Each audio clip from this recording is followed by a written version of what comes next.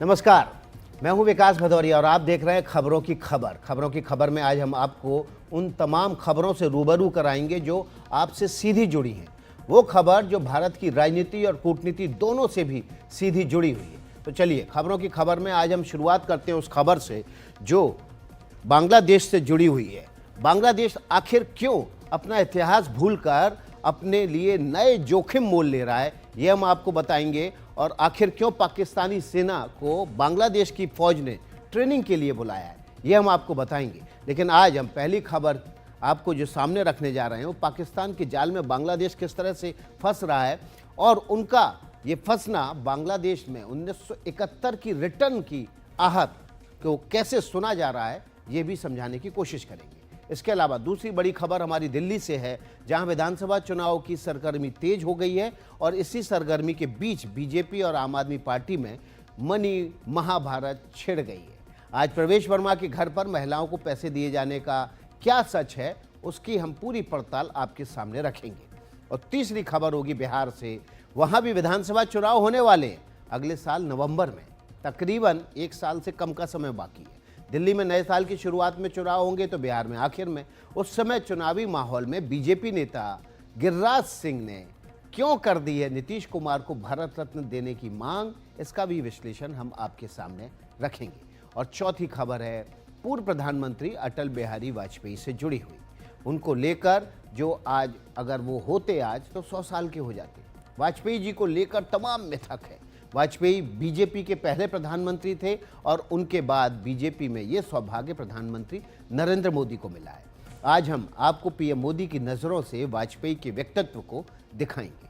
लेकिन आपको पहले लिए चलते हैं पड़ोस के देश बांग्लादेश, जहां पर पाकिस्तान की एंट्री अब और ज़्यादा प्रबल रूप से दिखाई देने लगी है। और देखिए आपको बताएं, जो पाकिस्तान के जुल्मों सितम से अलग होकर बना था वो बांग्लादेश अब पाकिस्तान को इतना प्यारा क्यों हो गया है। इतना प्यारा कि बांग्लादेश ने अपनी फौज की ट्रेनिंग का जिम्मा पाकिस्तानी सेना को ही दे दिया। जिस पाकिस्तानी सेना की पहचान आतंकवाद बढ़ाने वाली फौज की है, आप ही सोचिए कि वो पाकिस्तानी सेना बांग्लादेश की सेना का क्या हाल करेगी। इसलिए सवाल उठ रहा है कि 53 साल पहले पाकिस्तान के जुल्म के खिलाफ खड़ा होकर बांग्लादेश बना था, क्या वो बांग्लादेश फिर से उसी पाकिस्तान का गुलाम बनने जा रहा है? इसे समझने के लिए देखिए हमारी ये खास रिपोर्ट।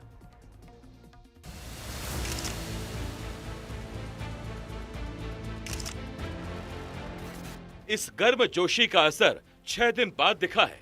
19 दिसंबर को काहिरा में पाकिस्तान के प्रधानमंत्री शहबाज शरीफ से बांग्लादेश की अंतरिम सरकार के मुखिया मोहम्मद यूनुस ने मुलाकात की। इस गर्मजोशी में वो कूटनीतिक साजिश छुपी थी जो अब खुलकर सामने आ गई है। बांग्लादेश ने अपने फौजियों को ट्रेनिंग के लिए पाकिस्तानी आर्मी को बुलाया है। खबर है कि पाकिस्तानी आर्मी के मेजर जनरल रैंक के अधिकारी के नेतृत्व में एक स्पेशल टीम बांग्लादेशी आर्मी को ट्रेनिंग देगी। ऐसी खबर है कि ये ट्रेनिंग 2025 के फरवरी से शुरू हो जाएगी, जो 1 साल तक चलेगी। इसके बाद पाकिस्तानी आर्मी बांग्लादेश की आर्मी की सभी 10 कमांड में जाकर ट्रेनिंग देगी। 1971 के बाद ये पहली बार होगा जब पाकिस्तानी फौज बांग्लादेश की जमीन पर कदम रखेगी। बांग्लादेश में इस समय जो सत्ता में हैं, उसमें कुछ तत्व ऐसे हैं जो बहुत भारत के भी खिलाफ हैं। और अगर हम 1971 में देखें तो तब भी जो उस समय ईस्ट पाकिस्तान में था, तो बहुत सारे बांग्लादेशी थे जो पाकिस्तान आर्मी का भी समर्थन कर रहे थे और याह्या खान का भी समर्थन कर रहे थे। वो तत्व अब शायद फिर राजनीति में आगे आ गए हैं और वो अपना उल्लू सीधा कर रहे हैं जो पाकिस्तान आर्मी को ट्रेनिंग वगैरह के लिए बुलाकर। पाकिस्तान के प्रति बांग्लादेश का ये प्रेम दरअसल शेख हसीना के विरोध में कुछ ज्यादा उमड़ रहा है। बांग्लादेश की सरकार इस वक्त शेख हसीना के विरोध में इस कदर बौखलाई हुई है कि उसको पाकिस्तान के दिए हुए घाव भी याद नहीं है, उसको भारत दिख रहा है। हम शेख हसीना के प्रत्यर्पण के लिए पहले ही भारत को पत्र भेज चुके हैं।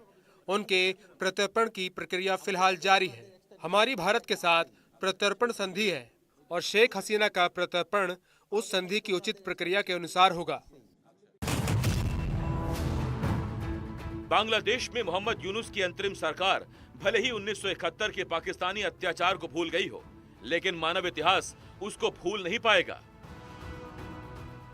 आज का बांग्लादेश 1971 की शुरुआत में पाकिस्तान का हिस्सा था और इसे पूर्वी पाकिस्तान के नाम से जाना जाता था। 1970 में पाकिस्तान में हुए चुनाव में पूर्वी पाकिस्तान के शेख मुजीबुर रहमान की पार्टी ने जीत हासिल की, लेकिन पश्चिमी पाकिस्तान के नेता और फौजी अधिकारी पूर्वी पाकिस्तान के बांग्ला भाषी शेख मुजीब को सत्ता सौंपने को हरगिज तैयार नहीं थे। पश्चिमी पाकिस्तान के फौजियों ने पूर्वी पाकिस्तान की महिलाओं से बलात्कार किया। एक अनुमान के मुताबिक पूर्वी पाकिस्तान में करीब 4 लाख महिलाओं के साथ बलात्कार हुआ था। पूर्वी पाकिस्तान के आम लोग बात बात पे न सिर्फ मारे पीटे जाते थे, बल्कि उनकी सामूहिक हत्या तक हुई। तब बांग्लादेश से लाखों लोग भारत की तरफ भागने लगे, जिसके लिए पाकिस्तानी फौज ने हजारों लोगों को मौत के घाट उतार दिया था।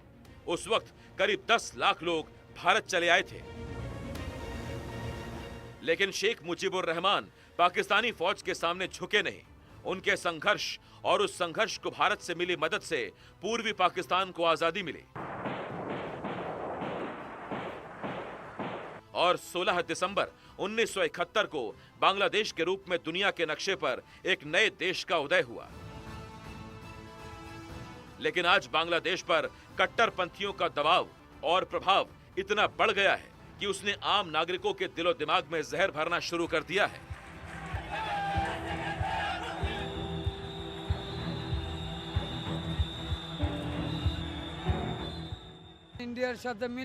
भले ही इसके लिए भारत के साथ सहयोग की आवश्यकता हो, लेकिन शेख हसीना को वापस लाया जाना चाहिए और मुकदमा चलाया जाना चाहिए। उन्होंने कई लोगों की हत्या की, देश को पतन की तरफ ले गईं, बांग्लादेश को भारत को बेच दिया और कई साजिशें रची। लेकिन हम लोग मांग करते हैं कि उन्हें वापस लाया जाए और उन पर मुकदमा चलाया जाए और हत्याओं के लिए न्याय दिया जाए।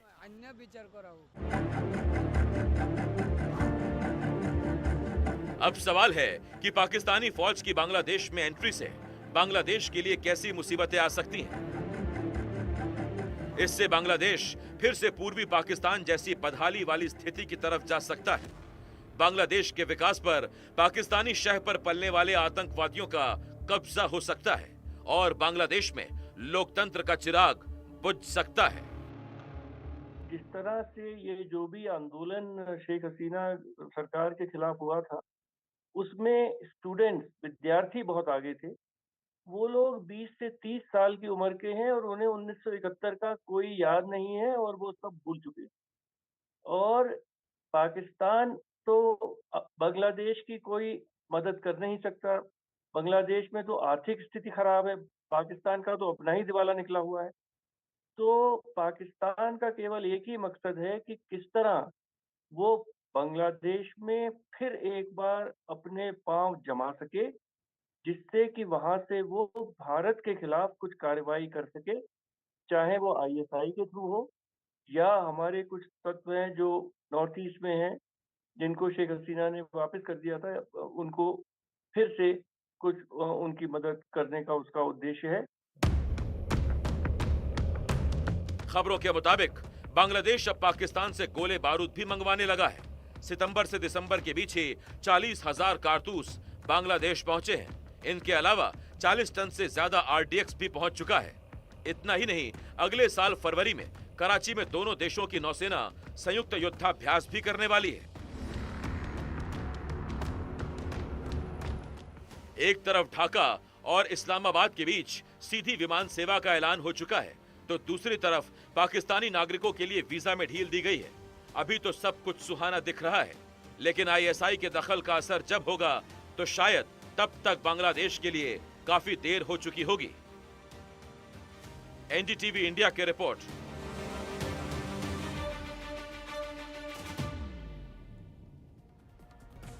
तो बांग्लादेश को शायद श्रीलंका, मालदीव और आसपास के उन देशों से सीखना चाहिए जहां चीन और पाकिस्तान के दखल जब बढ़े तो उनकी अर्थव्यवस्था बुरी तरह चौपट हो गई। चलिए इसी खबर की एक और पहलू का रुख कर लेते हैं। शेख हसीना के तख्तापलट के बाद अब ये दिखने लगा है कि बांग्लादेश में जो कुछ हुआ वो एक बड़ी साजिश के तहत हुआ। मोहम्मद यूनुस की अगुवाई वाले बांग्लादेश का रुख पाकिस्तान और चीन की तरफ ज्यादा दिखता है। बांग्लादेश में कल ही उस रेल पुल को आम लोगों के लिए खोल दिया गया जिसे चीन की मदद से बनाया गया है। अभी तो बांग्लादेश चीन का बखान कर रहा है, लेकिन चीन, पाकिस्तान और बांग्लादेश का नया गठजोड़ भारत के लिए एक चुनौती बन सकता है। रिपोर्ट देखिए।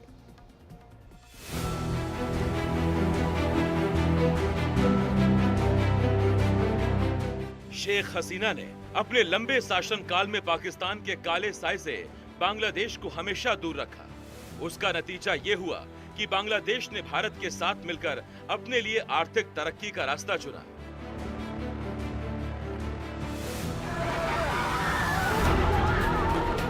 लेकिन अब बांग्लादेश में पाकिस्तानी सेना, हथियार, गोला बारूद का आना भारत के लिए भी खतरे की घंटी है। बांग्लादेश में पाकिस्तानी फौज की एंट्री से भारत के 80 किलोमीटर चौड़े सिलीगुड़ी कॉरिडोर पर खतरा बढ़ सकता है, जिसे चिकन नेक के नाम से जाना जाता है। ये कॉरिडोर भारत के उत्तर पूर्वी राज्यों को देश के बाकी हिस्सों से जोड़ता है। सिलीगुड़ी कॉरिडोर की अहमियत भारत के लिए इसलिए भी है कि भूटान के डोकलाम पर चीन कब्जा चाहता है। ऐसे में बांग्लादेश की जियोपॉलिटिकल लोकेशन भारत के लिए काफी महत्वपूर्ण हो जाती है कि उधर से चीन को कोई सहयोग न मिले। बांग्लादेश का पाकिस्तान और चीन की तरफ झुकना भारत के लिए कूटनीतिक और सामरिक नजरिए से सतर्क होने का अलार्म बजा रहा है। बांग्लादेश में पाक की एंट्री के बाद पूर्वोत्तर के कट्टरपंथी और आतंकवादी संगठनों के पैर पसारने का खतरा बढ़ सकता है। ग्रुप के और हावी होने की आशंका है। ट्रेनिंग के नाम पे ही पहले आती है फोर्सेस और फिर उसके बाद अलग अलग उसमें मैं देखता हूँ कि अलायंसेस होने लगते हैं, एग्रीमेंट्स होने लगते हैं। पहले ट्रेनिंग का होगा, फिर उसके बाद उससे ऊपर लेवल पे जाने लगेंगे और फिर कोशिश ये भी होगी कि कोई एक मिलिट्री अलायंस भी हो जाए। तो ये शुरुआत है ट्रेनिंग के नाम पे आदमी भेजने के लिए। कोशिश इस बात की हो रही है कि दोनों सेनाओं को जोड़ा जाए दोबारा से, और ताकि दोनों तरफ जो है पाकिस्तान में और बांग्लादेश में दोनों जगहों पे एक दमन की नीति अपनाई जाए और जो कि भारत विरोधी होगी। और इस क्षेत्र में इनका काम जो होगा बेसिकली भारत के अंदर अराजकता फैलाना, ख़ास तौर से बांग्लादेश का जो पार्ट है उसको वो चाहते हैं, उसका यूज़ ये लोग करेंगे, करने का इनका पहले भी किया है इन लोगों ने। जब शेख हसीना की सरकार नहीं थी, वहाँ के ऊपर नॉर्थ ईस्ट या बंगाल के अंदर हुजी जैसे आतंकवादी संगठन थे जिनका सीधा रिश्ता पाकिस्तान से था, और पाकिस्तान जो था वो जम्मू एंड कश्मीर, पंजाब और राजस्थान, इन तमाम जगहों पे अपनी आतंकवादी गतिविधियां चला रहा था। तो इस तरह से भारत को, और तीसरी तरफ हम देख रहे हैं कि चाइना है जिसने भारत की ज़मीन पे कब्ज़ा भी कर रखा है। तो चारों तरफ से ये भारत को घेरने की एक नीति है बड़ी। पाकिस्तान से बांग्लादेश तो किसी मेले में बिछड़े भाई की तरह मिल रहा है, लेकिन इस मेल मिलाप में अपना फायदा चीन भी देख रहा है। मंगलवार को बांग्लादेश में पद्मा ब्रिज रेल लिंक को आवागमन के लिए खोल दिया गया। इससे ढाका से दक्षिण पश्चिम में स्थित जाशोर तक अब 10 घंटे की जगह 3 ही घंटे में पहुंचा जा सकता है। इस पुल को चीन के बेल्ट एंड रोड इनिशिएटिव यानी BRI के अंतर्गत बनाया गया है।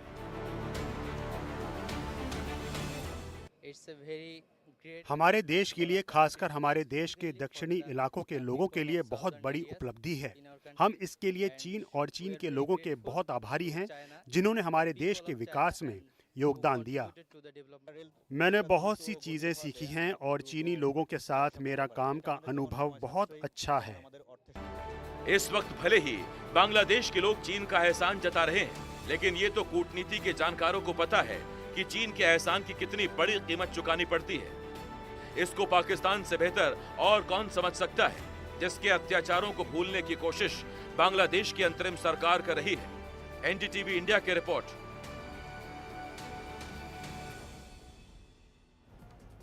तो चीन को एंट्री देने वाले देश जानते हैं कि चीन अमर बेल की तरह है, एंट्री तो लेता है लेकिन उसके बाद मूल देश को भी सुखा देता है। चलिए बांग्लादेश से लौटते हैं दिल्ली और बात कर लेते हैं दिल्ली की राजनीति की, जहां पर विधानसभा चुनाव की आहट साफ साफ सुनाई पड़ने लगी है। कुछ दिनों पहले ही आम आदमी पार्टी के नेता अरविंद केजरीवाल ने महिला सम्मान योजना और संजीवनी योजना का ऐलान किया था, लेकिन आज अखबारों में उनकी सरकार की तरफ से ही एक नोटिस छपा जिसमें उन्हें फ्रॉड बता दिया गया। इस योजना को ही फ्रॉड बताया। इसके बाद बीजेपी और आप में सियासी जंग तेज हो गई है, लेकिन ये विवाद तब और बढ़ गया जब खबर आई कि बीजेपी नेता प्रवेश वर्मा के घर जुटी महिलाओं को रुपए दिए गए। क्या हुआ, उसको जानने के लिए देखिए हमारी ये खास रिपोर्ट।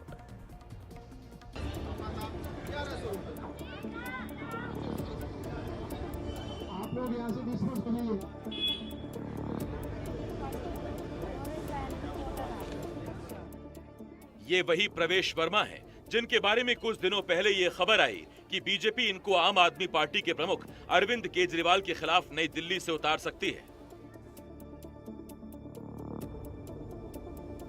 लेकिन बुधवार को इनके घर के बाहर तब हलचल तेज हो गई जब कुछ महिलाएं वहां पहुंच गईं। ये हलचल तब सियासी भूचाल में बदलने लगी जब पता चला कि उन महिलाओं को प्रवेश वर्मा की तरफ से 11,100 रुपए बांटे जा रहे हैं। पैसे कब दिए? आज ही दिए? हाँ।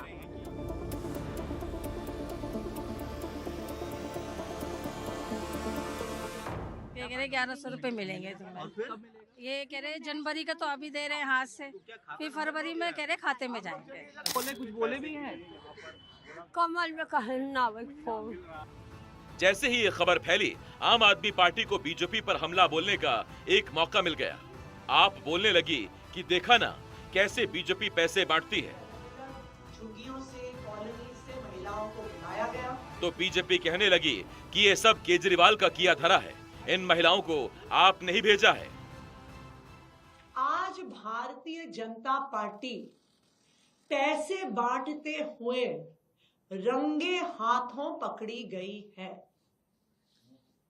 मैं ईडी को, सीबीआई को, दिल्ली पुलिस को ये बताना चाहती हूं कि अभी 20 विंजर प्लेस पर करोड़ों रुपए कैश प्रवेश वर्मा जी के घर पर पड़ा हुआ है।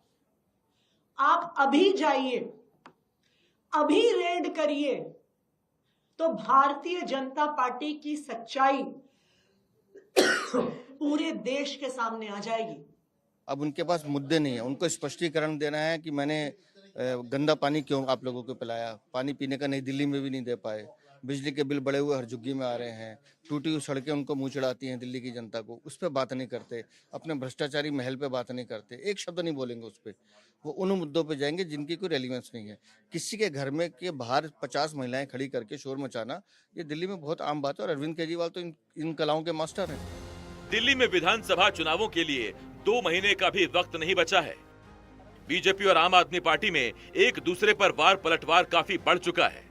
बीजेपी ने आप के घोटाले गिनाने शुरू कर दिए हैं। शराब घोटाला, क्लासरूम घोटाला, मोहल्ला क्लिनिक घोटाला, जल बोर्ड घोटाला, वक्फ बोर्ड घोटाला, डीटीसी घोटाला, श्रमिक सहायता घोटाला, हवाला घोटाला, विज्ञापन घोटाला। इस पर केजरीवाल का जवाब है कि बीजेपी ने उनको काम नहीं करने दिया, वो काम पर वोट मांग रहे हैं, बीजेपी गालियों पर। दिल्ली की कानून व्यवस्था को एलजी ने बर्बाद कर दिया। केजरीवाल का यह भी कहना है कि उनको भले ही जेल भेज दिया जाए, लेकिन वो लोगों से किए गए वादे पूरा करते रहेंगे। फिलहाल बीजेपी और आम आदमी पार्टी के बीच महिलाओं को पैसा बांटने पर घमासान मचा है। इसमें तब टर्निंग पॉइंट आया जब प्रवेश वर्मा ही सामने आए और उन्होंने माना कि पैसा उनकी संस्था की ओर से बांटे गए हैं, लेकिन इसका चुनाव से कोई लेना देना नहीं है। मामला धीरे धीरे वोट के बदले नोट का बनता गया। आपको याद होगा, कुछ समय पहले ही आम आदमी पार्टी ने ऐलान किया था कि सत्ता में वो फिर से आए तो महिलाओं को हर महीने 2100 रुपए महीने दिए जाएंगे। लेकिन इस पर सुबह अखबारों में दिल्ली सरकार के महिला एवं बाल कल्याण विभाग का एक नोटिस दिखा, जिसमें महिला सम्मान योजना को फर्जी बताया गया था। नोटिस छपते ही बीजेपी ने सवाल उठाए। वेबसाइट नहीं बनी, क्राइटेरिया तय नहीं हुआ, कोई अधिसूचना नहीं आई, तो आप महिलाओं से साइन कैसे करा सकते हो? और अगर ऐसा साइन करा रहे हैं तो अब आतिशी जी को जवाब भी देना पड़ेगा और इस दोष का भागी भी बनना पड़ेगा। और अभी 3 या 4 दिन पहले हमें अपने सूत्रों से पता चला है कि ईडी, सीबीआई और इनकम टैक्स तीनों एजेंसीज की मीटिंग हुई है और उस मीटिंग में ऊपर से आदेश आए हैं कि कुछ भी फर्जी केस करके दिल्ली की सीएम आतिशी जी को गिरफ्तार किया जाए। हमें पूरा यकीन है कि लोग इस गंदे षड्यंत्र का जो पिछले कई सालों से साजिशें रच रहे हैं, झूठे केसों में फंसा फंसा के हम लोगों को जेल में डाल रहे हैं, लोग इसका जवाब देंगे। इस देश की जनता इस किस्म की राजनीति पसंद नहीं करती। नोटिस सिर्फ महिला योजना को लेकर नहीं था, बल्कि हाल में जिस संजीवनी योजना का ऐलान केजरीवाल ने किया था उसे भी फर्जी बताया गया था। महिला सम्मान और संजीवनी योजना पर उठे सवालों के बीच आम आदमी पार्टी ने बीजेपी पर महिलाओं को पैसे बांटने का आरोप लगाकर दिल्ली की राजनीति को और गरमा दिया है। क्रिसमस के दिन चुनावी तोहफों को लेकर जारी घमासान के बीच आम आदमी पार्टी ने सैंटा की एंट्री भी करा दी।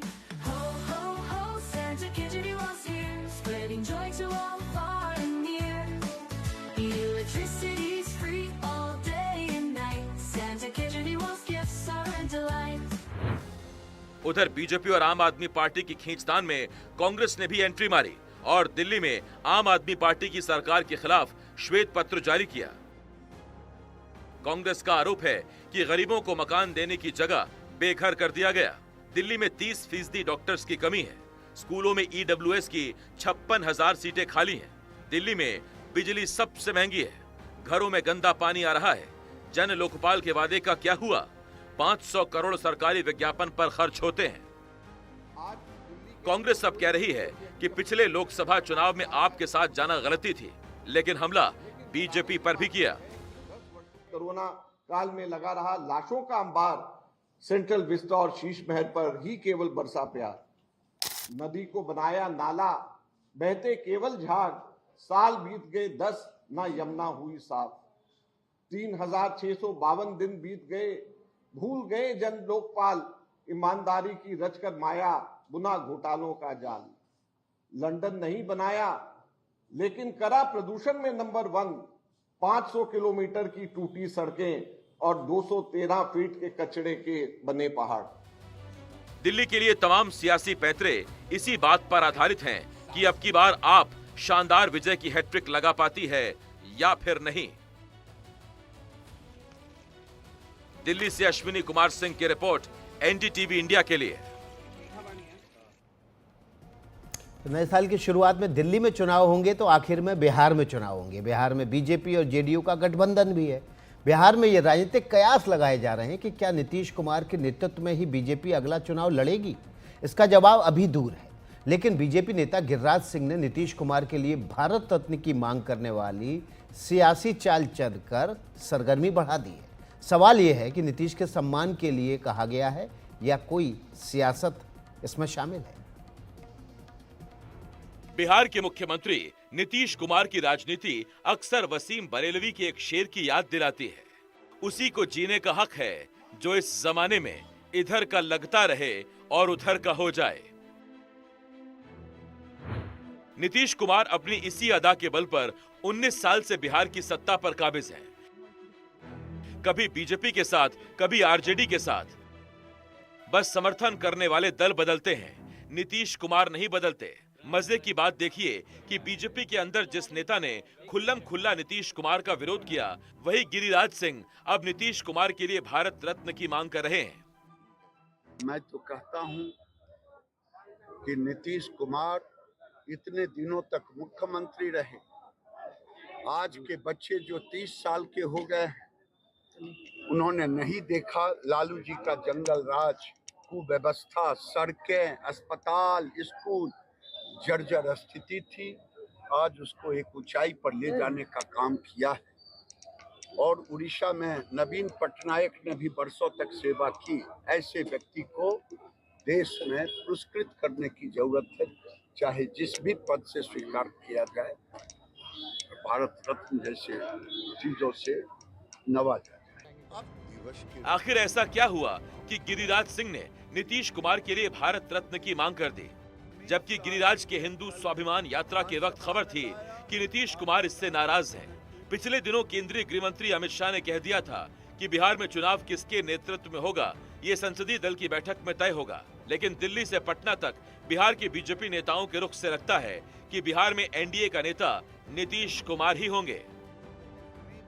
बीजेपी नेताओं को इस बात का एहसास है कि नीतीश कुमार को दरकिनार करने की कोई भी कोशिश भारी पड़ सकती है, क्योंकि ये किसी को पता नहीं कि नीतीश कुमार कब पाला बदल लें। लेकिन उनकी पार्टी कह रही है कि नीतीश कुमार एनडीए में हैं और रहेंगे। अब अगर बीजेपी के नेता नीतीश कुमार के सम्मान में बिछे हुए हैं तो इसके राजनीतिक कारण भी हैं। बीजेपी को 2015 से अब तक इस बात का एहसास हो चुका है कि बिहार में नीतीश कुमार को छोड़कर चुनाव जीतना आसान नहीं है। कहीं नीतीश कुमार आरजेडी की तरफ चले गए तो बीजेपी के लिए मुश्किलें और बढ़ सकती हैं। फिर केंद्र में मोदी सरकार के लिए नीतीश कुमार के 12 सांसदों का समर्थन भी बहुत जरूरी है। आरजेडी के नेता तो समाजवाद का हवाला देकर कह ही रहे हैं कि नीतीश बाबू इधर भी आ सकते हैं। अगर भारत रत्न ही चाहिए तो आखिर क्यों शराब पी के जो लोग मर रहे हैं उनके खातिर, या फिर जो ब्लॉक में जनता को लूटा जा रहा है, थाना पे जो पैसा लूटा जा रहा है, अफसरशाही जो है उसके लिए, महंगाई जो है उसके लिए, भारत रत्न तो गिरिराज सिंह जी आपको मिलना चाहिए। आप समय के साथ कैसे बदलते हैं। बिहार में विधानसभा का चुनाव 1 साल की दूरी पर खड़ा है। जाहिर है कि चुनावी चालें भी उसी हिसाब से चली जाएंगी। एनडीटीवी इंडिया की रिपोर्ट। आज अटल बिहारी वाजपेयी की 100वीं जयंती है, तो मोदी के अटल की कहानी एक छोटे से ब्रेक के बाद देखिएगा जरूर।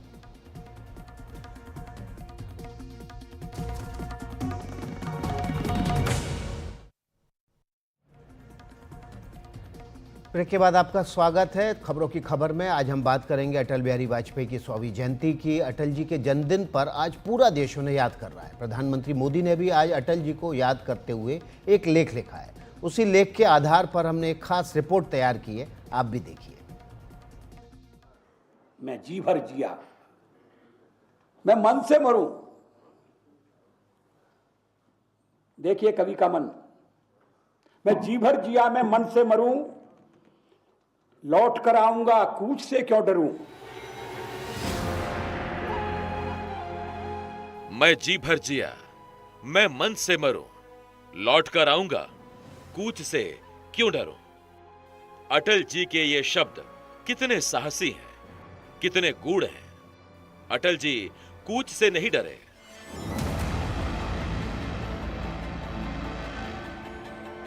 उन जैसे व्यक्तित्व को किसी से डर लगता भी नहीं था। वो ये भी कहते थे, जीवन बंजारों का डेरा, आज यहां कल कहां कूच है, कौन जानता किधर सवेरा। जीवन बीत चला, कल कल करते आज हाथ से निकले सारे, कल कल करते आज हाथ से निकले सारे, भूत भविष्यत की चिंता में वर्तमान की बाजी हारे, पहरा कोई काम न आया, रसघट रीत चला, जीवन बीत चला। आज अगर अटल जी हमारे बीच होते तो वो अपने जन्मदिन पर नया सवेरा देख रहे होते। मैं वो दिन नहीं भूलता जब उन्होंने मुझे पास बुलाकर अंकवार में भर लिया था और जोर से बीट में ढोल जमा दी थी।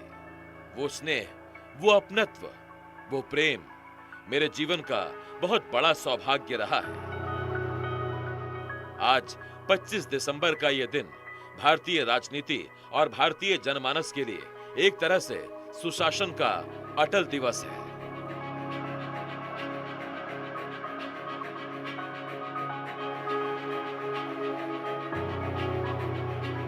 अटल जी की जयंती का ये पर्व सुशासन की, सुसेवा की हमारी प्रेरणा का भी पर्व है। थोड़ी देर पहले जब मैं अटल जी की स्मृति में डाक टिकट और स्मारक सिक्का जारी कर रहा था तो अनेक पुरानी बातें मन में चल रही थी। बरसों बरसों तक उन्होंने मुझ जैसे अनेक कार्यकर्ताओं को सिखाया है, संस्कारित किया है। देश के विकास में अटल जी का योगदान हमेशा हमारे स्मृति पटल पर अमिट रहेगा। अमरीकी शस्त्रों से अपनी आजादी को दुनिया में कायम रख लोगे यह मत समझो। 10-20 अरब डॉलर लेकर आने वाली बर्बादी से तुम बच लोगे ये मत समझो। आज पूरा देश अपने भारत रत्न अटल को उस आदर्श विभूति के रूप में याद कर रहा है जिन्होंने अपनी सौम्यता, सहजता और सहृदयता से करोड़ों भारतीयों के मन में जगह बनाई। पूरा देश उनके योगदान के प्रति कृतज्ञ है, उनकी राजनीति के प्रति कृतार्थ है। 21वीं सदी को भारत की सदी बनाने के लिए उनकी एनडीए सरकार ने जो कदम उठाए, उसने देश को एक नई दिशा, नई गति दी। और शुद्ध अंतःकरण से निर्वहन करूंगा तथा मैं भय या पक्षपात, अनुराग या द्वेष के बिना सभी प्रकार के लोगों के प्रति संविधान और विधि के अनुसार क्या न्याय करूंगा। 1998 के जिस काल में उन्होंने पीएम पद संभाला, उस दौर में पूरा देश राजनीतिक अस्थिरता से घिरा हुआ था। 9 साल में देश ने 4 बार लोकसभा के चुनाव देखे थे। लोगों को शंका थी कि ये सरकार भी उनकी उम्मीदों को पूरा नहीं कर पाएगी। ऐसे समय में एक सामान्य परिवार से आने वाले अटल जी ने देश को स्थिरता और सुशासन का मॉडल दिया। भारतीय जनता पार्टी जिंदाबाद, भारत माता की। भारत को नव विकास की गारंटी दी। वो ऐसे नेता थे जिनका प्रभाव भी आज तक अटल है। वो भविष्य के भारत के परिकल्पना पुरुष थे। उनकी सरकार ने देश को आईटी, टेलीकम्युनिकेशन और दूरसंचार की दुनिया में तेजी से आगे बढ़ाया। उनके शासन काल में ही एनडीए ने टेक्नोलॉजी को सामान्य मानवी की पहुंच तक लाने का काम शुरू किया। भारत के दूर दराज के इलाकों को बड़े शहरों से जोड़ने के सफल प्रयास किए गए। वाजपेयी जी की सरकार में शुरू हुई जिस स्वर्णिम चतुर्भुज योजना ने भारत के महानगरों को एक सूत्र में जोड़ा, वो आज भी लोगों की स्मृतियों पर अमिट है।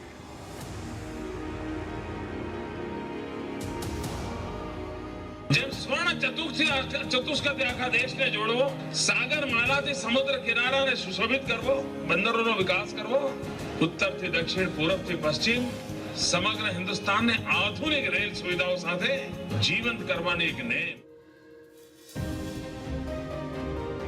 जब भी सर्व शिक्षा अभियान की बात होती है तो अटल जी की सरकार का जिक्र जरूर होता है।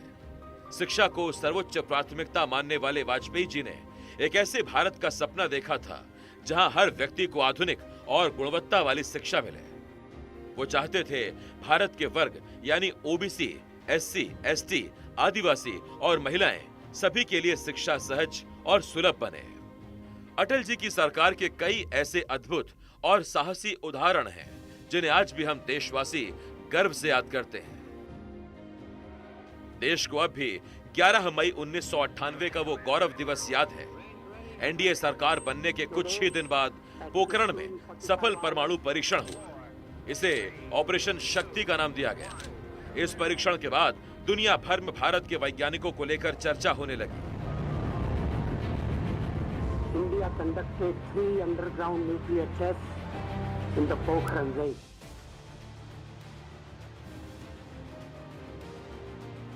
इस बीच कई देशों ने खुलकर नाराजगी जताई, लेकिन तब की सरकार ने किसी दबाव की परवाह नहीं की।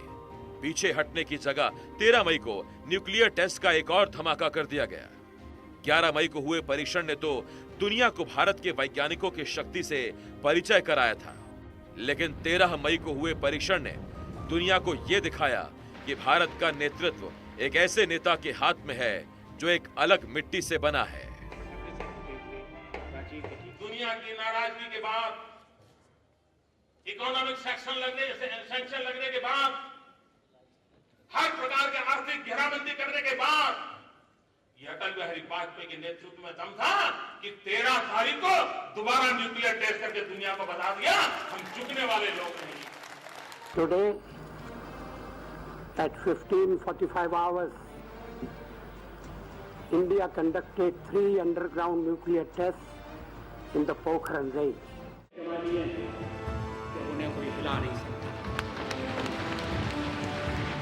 अटल जी ने पूरी दुनिया को यह संदेश दिया, ये पुराना भारत नहीं है। पूरी दुनिया जान चुकी थी कि भारत अब दबाव में आने वाला देश नहीं है। इस परमाणु परीक्षण की वजह से देश पर प्रतिबंध भी लगे, लेकिन देश ने सबका मुकाबला किया। वाजपेयी सरकार के शासनकाल में कई बार सुरक्षा संबंधी चुनौतियां आई। करगिल युद्ध का दौर आया, संसद पर आतंकियों ने कायराना प्रहार किया, अमेरिका के वर्ल्ड ट्रेड सेंटर पर हुए हमले से वैश्विक स्थितियां बदले। लेकिन हर स्थिति में अटल जी के लिए भारत और भारत का हित सर्वोपरि रहा। जब भी आप वाजपेयी जी के व्यक्तित्व के बारे में किसी से बात करेंगे तो वो यही कहेगा कि वो लोगों को अपनी तरफ खींच लेते थे। उनकी बोलने की कला का कोई सानी नहीं था। कविताओं और शब्दों में उनका कोई जवाब नहीं था। विरोधी भी वाजपेयी जी के भाषणों के मुरीद थे। युवा सांसदों के लिए वो चर्चाएं सीखने का माध्यम बनती। हर एक धर्म का सब समर्पित हों जिसे, वो लक्ष्य जिसके पास हो, एक नया अभिमान अपने देश पर जन जन में है, एक नया भारत बनाने का इरादा मन में है। और कांग्रेस ने कहा हम तटस्थ रहेंगे, रामाय स्वस्ति रावणाय स्वस्ति, हम तटस्थ रहेंगे। और तटस्थता का कारण ये दिया कि हम विधानसभा में भारतीय जनता पार्टी के साथ वोट नहीं कर सकते।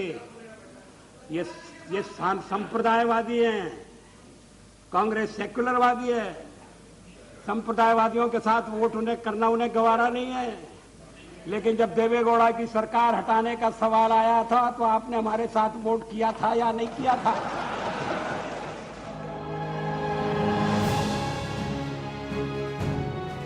भारतीय राजनीति में वाजपेयी जी ने दिखाया ईमानदारी और नीतिगत स्पष्टता का अर्थ क्या है। संसद में कहा गया उनका ये वाक्य, सरकारें आएंगी जाएंगी, पार्टियां बनेंगी बिगड़ेंगी, मगर ये देश रहना चाहिए, आज भी मंत्र की तरह हम सबके मन में गूंजता रहता है।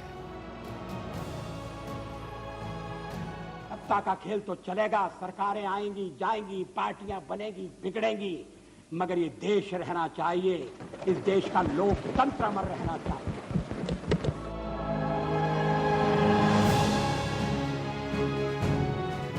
अटल जी भारतीय लोकतंत्र को समझते थे। वो ये भी जानते थे कि लोकतंत्र का मजबूत रहना कितना जरूरी है। आपातकाल के समय उन्होंने दमनकारी कांग्रेस सरकार का जमकर विरोध किया, यातनाएं झेली, जेल जाकर भी संविधान के हित का संकल्प दोहराया। एनडीए की स्थापना के साथ उन्होंने गठबंधन की राजनीति को नए सिरे से परिभाषित किया।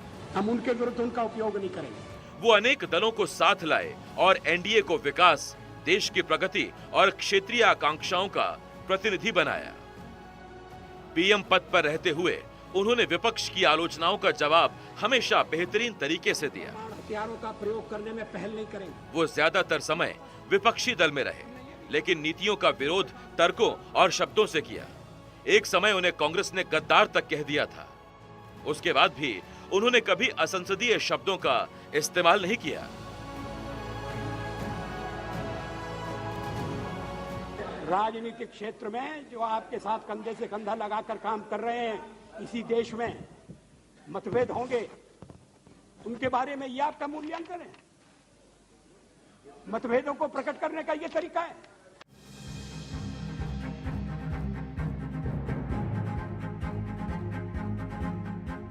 अटल जी में सत्ता की लालसा नहीं थी। 1996 में उन्होंने जोड़ तोड़ की राजनीति न चुनकर इस्तीफा देने का रास्ता चुन लिया। राजनीतिक षड्यंत्रों के कारण 1999 में उन्हें सिर्फ एक वोट के अंतर के कारण पद से इस्तीफा देना पड़ा।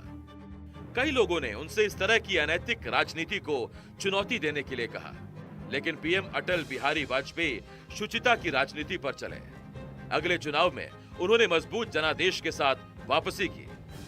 संविधान के मूल संरक्षण में भी उनके जैसा कोई नहीं था। डॉक्टर श्यामा प्रसाद मुखर्जी के निधन का उन पर बहुत प्रभाव पड़ा था। वो आपातकाल के खिलाफ लड़ाई का भी बड़ा चेहरा बने। इमरजेंसी के बाद 1977 के चुनाव से पहले उन्होंने जनसंघ का जनता पार्टी में विलय करने पर भी सहमति जता दी। मैं जानता हूं कि यह निर्णय सहज नहीं रहा होगा, लेकिन वाजपेयी जी के लिए हर राष्ट्रभक्त कार्यकर्ता की तरह दल से बड़ा देश था, संगठन से बड़ा संविधान था। कुटुंब की परिकल्पना बहुत पुरानी है। भारत में सदा से हमारा इस धारणा में विश्वास रहा है कि सारा संसार एक परिवार है। यहाँ मैं राष्ट्रों की सत्ता और महत्ता के बारे में नहीं सोच रहा हूँ। आम आदमी की प्रतिष्ठा और प्रगति मेरे लिए कहीं अधिक महत्व रखती है। एक नहीं दो नहीं करो 20 समझौते पर स्वतंत्र भारत का मस्तक नहीं झुकेगा। हम सब जानते हैं अटल जी को भारतीय संस्कृति से भी बहुत लगाव था। भारत के विदेश मंत्री बनने के बाद जब संयुक्त राष्ट्र संघ में भाषण देने का अवसर आया तो उन्होंने अपनी हिंदी से पूरे देश को खुद से जोड़ा। पहली बार किसी ने हिंदी में संयुक्त राष्ट्र में अपनी बात कही। उन्होंने भारत की विरासत को विश्व पटल पर रखा। चिनगारी का खेल बुरा होता है, इसे मिटाने की साजिश करने वालों से कह दो चिनगारी का खेल बुरा होता है। औरों के घर आग लगाने का जो सपना वह अपने ही घर में सदा खड़ा हो।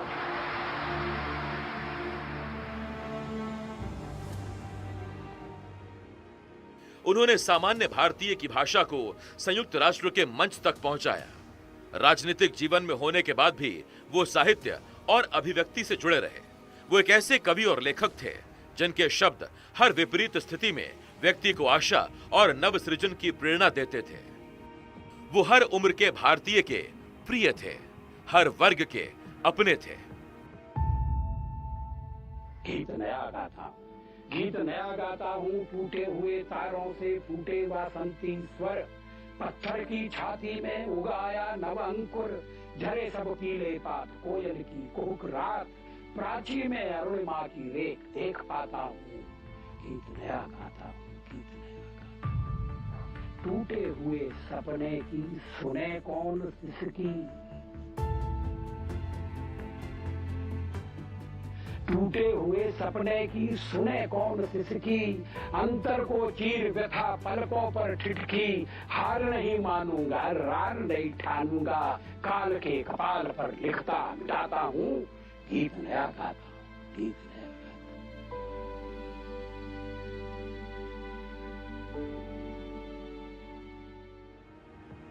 मेरे जैसे भारतीय जनता पार्टी के असंख्य कार्यकर्ताओं को उनसे सीखने का, उनके साथ काम करने का, उनसे संवाद करने का अवसर मिला। अगर आज बीजेपी दुनिया की सबसे बड़ी पार्टी है तो इसका श्रेय उस अटल आधार को है जिस पर यह दृढ़ संगठन खड़ा है। उन्होंने बीजेपी की नींव तब रखी जब कांग्रेस जैसी पार्टी का विकल्प बनना आसान नहीं था। उनका नेतृत्व, उनकी राजनीतिक दक्षता, साहस और लोकतंत्र के प्रति उनके अगाध समर्पण ने बीजेपी को भारत की लोकप्रिय पार्टी के रूप में प्रशस्त किया। श्री लाल कृष्ण आडवाणी और डॉक्टर मुरली मनोहर जोशी जैसे दिग्गजों के साथ उन्होंने पार्टी को अनेक चुनौतियों से निकालकर सफलता के सोपान तक पहुंचाया। जब भी सत्ता और विचारधारा के बीच एक को चुनने की स्थितियां आईं, उन्होंने इस चुनाव में विचारधारा को खुले मन से चुन लिया।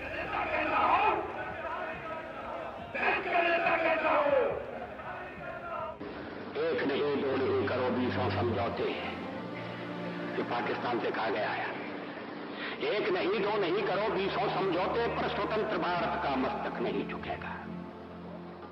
अगणित बलिदानों से अर्जित यह स्वतंत्रता, अगणित बलिदानों से अर्जित यह स्वतंत्रता, श्वेत शोणित से सिंचित यह स्वतंत्रता, त्याग तेज तप बल से रक्षित यह स्वतंत्रता, दुखी मनुजता के हित अर्पित यह स्वतंत्रता।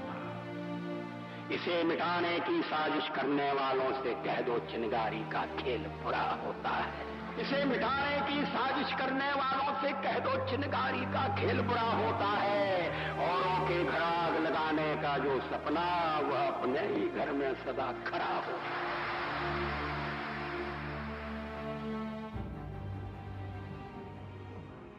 वो देश को ये समझाने में सफल हुए कि कांग्रेस के दृष्टिकोण से अलग एक वैकल्पिक वैश्विक दृष्टिकोण संभव है।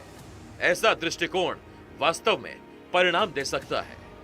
आज अटल जी का रोपित बीज एक वट वृक्ष बनकर राष्ट्र सेवा की नव पीढ़ी को रच रहा है। अटल जी की 100वीं जयंती भारत में सुशासन के एक राष्ट्र पुरुष की जयंती है। आइए हम सब इस अवसर पर उनके सपनों को साकार करने के लिए मिलकर काम करें। हम एक ऐसे भारत का निर्माण करें जो सुशासन, एकता और गति के अटल सिद्धांतों का प्रतीक हो। मुझे विश्वास है भारत रत्न अटल बिहारी वाजपेयी जी के सिखाए सिद्धांत ऐसे ही हमें भारत को नव प्रगति और समृद्धि के पथ पर प्रशस्त करने की प्रेरणा देते रहेंगे।